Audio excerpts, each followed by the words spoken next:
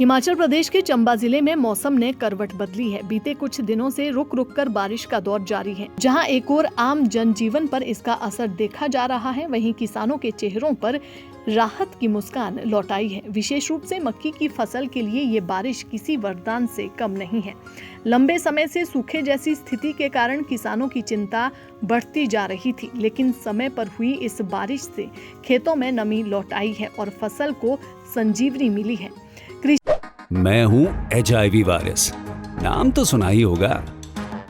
मैं एक साथी से दूसरे साथी तक 4 मुख्य तरीके से पहुंच सकता हूं। HIV संक्रमित व्यक्ति के साथ बिना कॉन्डम सेक्स करने से, एक ही सुई व सिरिंज का साझा उपयोग करने से, HIV संक्रमित खून चढ़ाने से और HIV संक्रमित मां से उसके बच्चे को।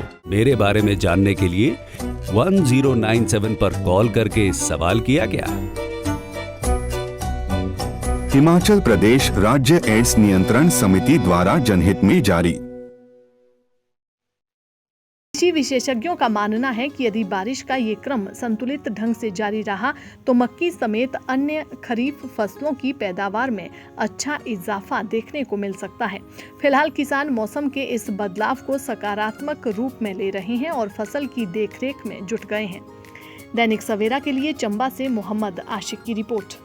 हिमाचल प्रदेश के चंबा जिले में मौसम ने करवट बदली है। बीते कुछ दिनों से रुक रुक कर बारिश का दौर जारी है। जहां एक और आम जनजीवन पर इसका असर देखा जा रहा है, वहीं किसानों के चेहरों पर राहत की मुस्कान लौट आई है। विशेष रूप से मक्की की फसल के लिए ये बारिश किसी वरदान से कम नहीं है।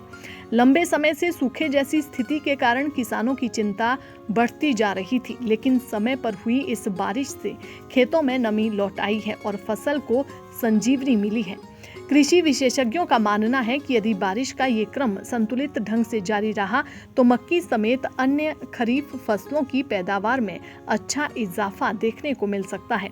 फिलहाल किसान मौसम के इस बदलाव को सकारात्मक रूप में ले रहे हैं और फसल की देखरेख में जुट गए हैं।